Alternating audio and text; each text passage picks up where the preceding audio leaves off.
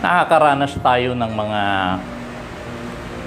sakit, bighati, dulot ng mga taong nasa paligid natin. Diba? Unang-una doon, panlalait, pagtatawanan, pinagtatawanan, ano pa ba? Nadjudge tayo, sinasaktan tayo, minsan ang kapwa nating kapatid. At ano pa ba? Nagtitiwala tayo tapos naloloko tayo, di ba? Mga ganun. Kasama yung sa buhay. Kasi yung mga apostles kasi sa amin. Oo. Naranasan nila lahat yan. Lahat sila. Lahat, actually, lahat ng tao nakaranas ng... Hindi tayo inaanis. Yeah, tama yun. Dahil tayo lahat nakakaranas nun eh. Yung... Ano yun? Mga sakit na mga gawa ng kapwa nating tao. Lahat. Walang exempted dun eh. Walang exempted talaga ron. At ang dulot nun sa atin, hinanakit. Nagkaroon tayo ng hinanakit. Minsan galit. Diba? Isa pa yun. At minsan, puot. Medyo malalim-lalim ng galit. Puot. Yun ang nararamdaman natin. At minsan, yung bang sakit.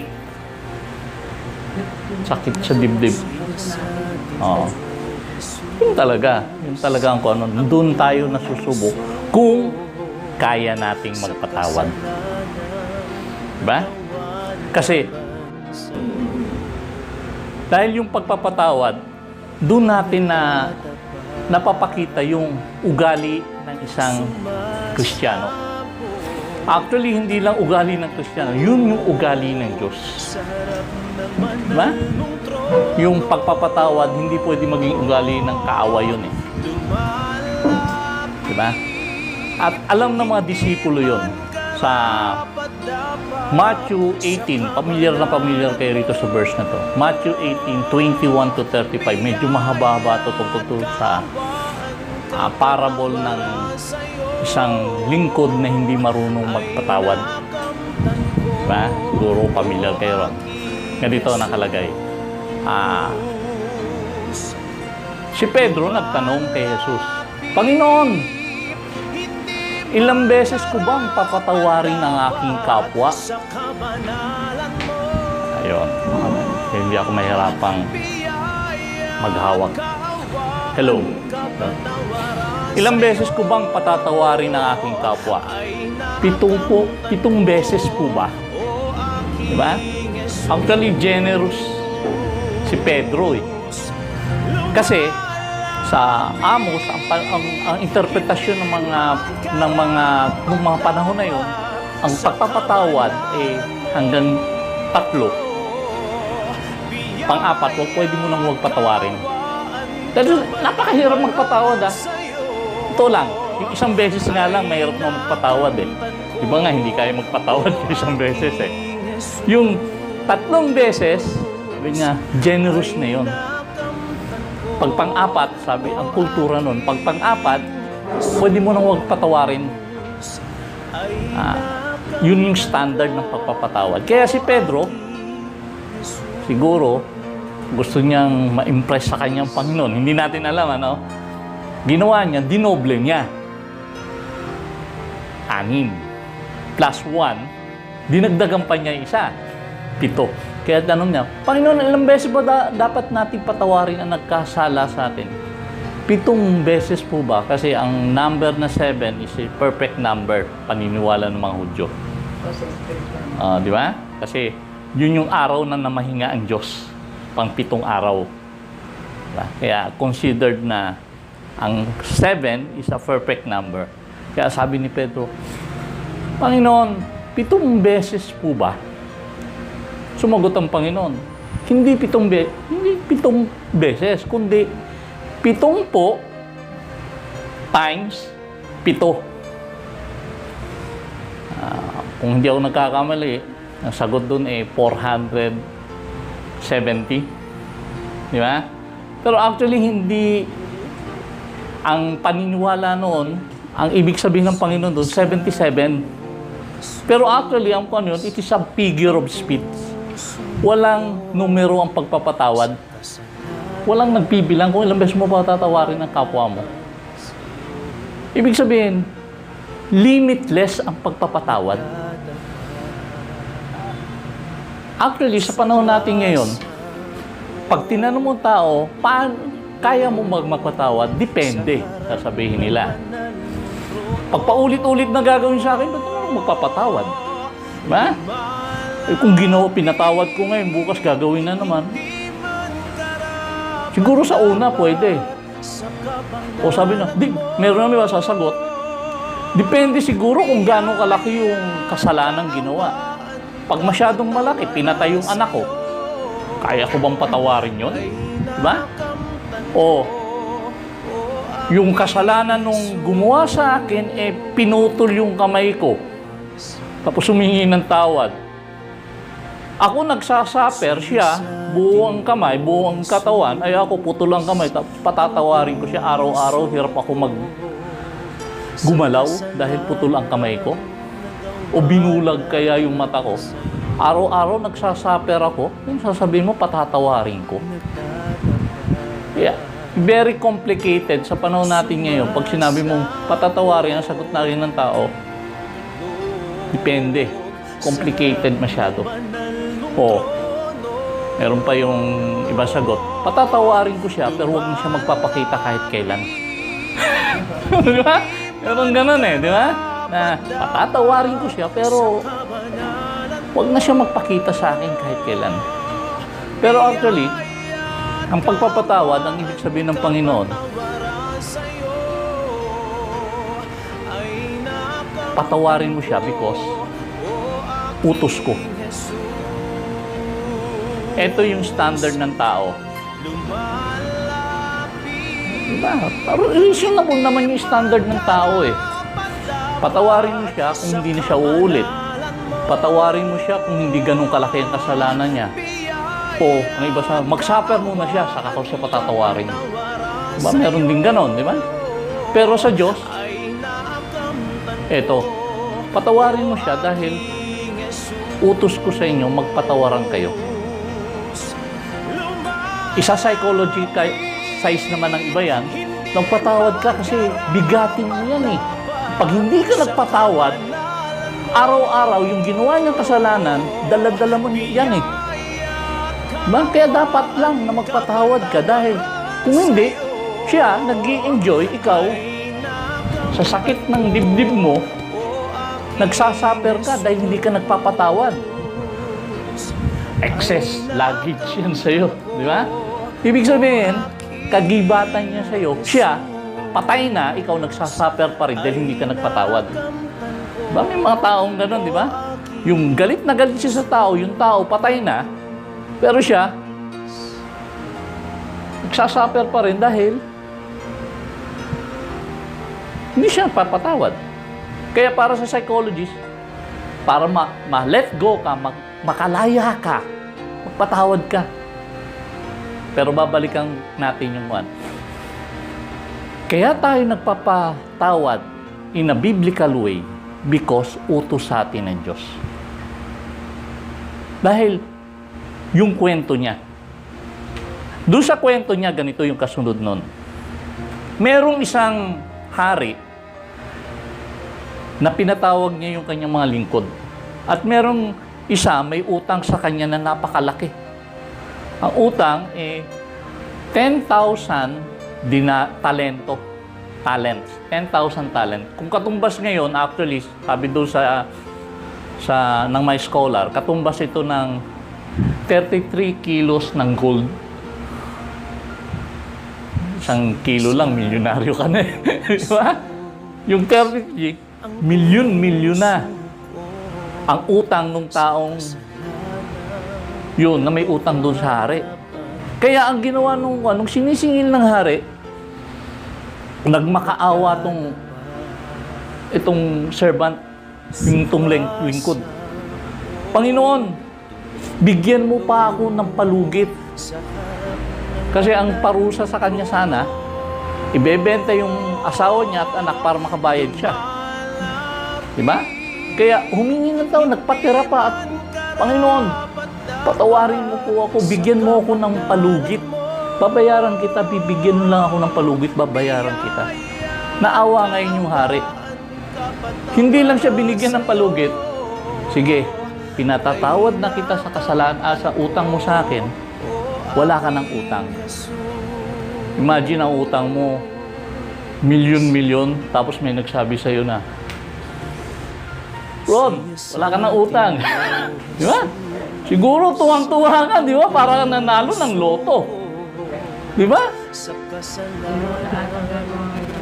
Oo, di ba? Di ba? Ganun. Pero yun ang ginawa. Kung ikaw yung taong tuwang-tuwa ka, siguro magpapaparty ka. Laki ng utang mo kahapon, ngayon wala ka ng utang. Diba? Ganun kabait yung hari. Kaya lang, paglabas niya, tuwang-tuwa siya, no? Paglabas niya, nakakita siya ng tao, may utang sa kanya. Alam mo kano utang lang sa kanya? 100 denaryo. Katumbas lang ng 100 days na trabaho. Siningil niya, at hindi lang niya siningil, according to the scripture, sinakal niya, magbayad ka ng utang mo. Kung hindi, nagmakaawa rin sa kanya. The same din yung ginawa nung Juan. Nagmakaawa sa kanya. Patawarin mo ako, bigyan mo ako ng palugit. Hindi. Pinakulong niya. Nakakita ng ibang servant, nalungkot, nagsumbong sa hari. Nagalit yung hari. Tinawag yung, ikaw nga, pinatawad kita sa kasalanan mo. Yung may utang lang siya ng 100 denaryo, 100 days na sweldo. Kasi 100 denaryo, katumbas lang yung 100 yung sweldo eh. Hindi mo napatawad. Pinarusahan siya. Kaya, ang ibig lang sabihin ng Panginoon ganito, tayo, pinatawad tayo ng Diyos. Dami nating kasalanan sa Diyos eh. Diba? Para tayong pinatnalo sa sweepstakes. Kung lahat ng kasalanan natin inilista, ang kailangan lang natin is magpatawad lang doon sa mga kapwa natin. Bayad utang na tayo. Diba? Pero hindi pa rin ginawa ng tao, di ba? Kaya ang reason talaga, kaya kita papatawad, dahil utos ng Diyos. Kasi totoo lang, pag nagpatawad ka, yung sakit nandiyan pa rin eh. Di ba? Kasi kung ang reason kaya tayo magpapatawad dahil pag maganda na pakiramdam ko, nawala na. Kasi kadalasan, kaya hindi tayo nagpapatawad, mayroong sakit tayong nararamdaman sa loob natin eh. Masakit tong ginawa ng kapwa ko sa akin, kaya hindi ko ito mapatawad. Diba? Pero, utos ng Diyos, kahit masakit yan, magpatawad ka. Dahil siya may control ng lahat ng bagay eh.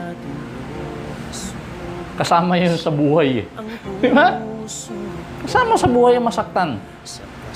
Pero, ugali ng Diyos ang magpatawad. Ugali rin natin bilang mga anak ng Diyos ang magpatawad. Angat tayo sa iba. Diba? Iba-iba ang rason, kaya ulitin ko. Iba-iba ang rason ng tao kung bakit nagpapatawad. Pero sa Biblia, isa lang. Dahil utos ko, sabi ng Diyos. Magpatawad kayo, kagaya ng pagpapatawad ko sa inyo. Dahil masakit din sa Diyos yun. Diba? Ang pinakamagandang ehemplo niyan, example niyan, pumunta ka sa Calvary. Tapos nakita mo si Jesus nakapako sa krus.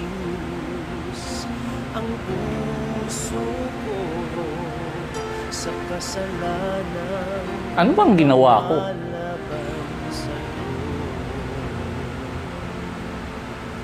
Bakit ito nagsasuffer?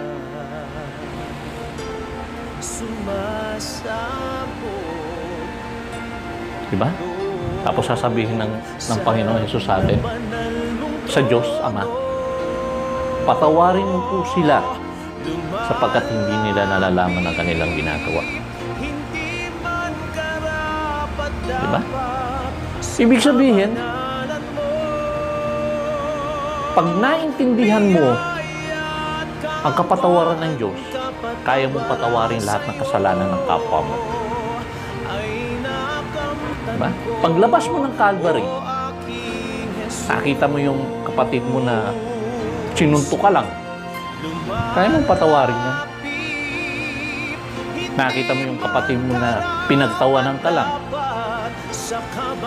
kaya mong patawarin yan. Nakita mo yung kapatid mo na nilait-lait ka lang, kaya mong patawarin yan. Kasi masigit yung pag-ibig ng Diyos na pinatawad yung kasalanan natin. Yung tao hindi magpapatawad, hindi rin patatawarin ng Diyos. Araw-araw, pinananalangin natin yun. Sa Our Father, di ba? Patawarin mo po ako sa mga kasalanan ko, kagaya ng pagpapatawad ko sa kapwa ko. Kaya ulitin ko, reason kaya tayo magpapatawad dahil utos ng Diyos. Yung sakit, lagi nandiyan yan. Hindi nawawala yan. Kalokohan na sabihin na pag nagpatawad ka, mawawala yung sakit ng ginawa ng kapwa mo. Sabi ko nga sa'yo, kung ang dahilan ng nagpagkakasala niya, nabulog ang mata mo, paano papatawarin? Araw-araw nararamdaman mo yun. Oo, di ba? Sino pa? Yung kayamanan mo, tinangay na ibang tao. Tapos sasabihin mo, paano ko patatawarin yan? Tinangay niya yung lahat ng kayamanan ko Pero dahil nga utos ng Diyos, ang magandang example niyan, alam mo ko sino? Si Joseph. Ba? Yung kapatid niya, hinulog siya sa balon. Actually, gusto pa siyang patayin, di ba? Inahon siya, ibinenta siya. Nung ibinenta siya, naging slave siya sa isang plantation ni Potiphar. Nagkagusto sa kanya yung asawa ni Potiphar, ay ayaw niya. Pinagbintangan siya ng rape. Nakulong siya. Nung nakulong siya, napunta na siya sa naging assistant niya siya, pero dumating yung mga kapatid niya nagbenta sa kanya. Actually, pagkakataon na niya na paghugutan ng ulo lahat ng kapatid niya, di ba? Pero ano sagot niya? Inalaw ng Panginoon to para iligtas ang Israel. Kung magpapatawad tayo ngayon dahil utos ng Diyos, may rason yan. Hindi lang natin alam. Pero para mag-glorify ang Diyos. Diba? Yun lang yun. Hindi tayo pababayaan ng Diyos. Pag nagpatawad tayo, hindi tayo pababayaan ng Diyos. Yun lang po.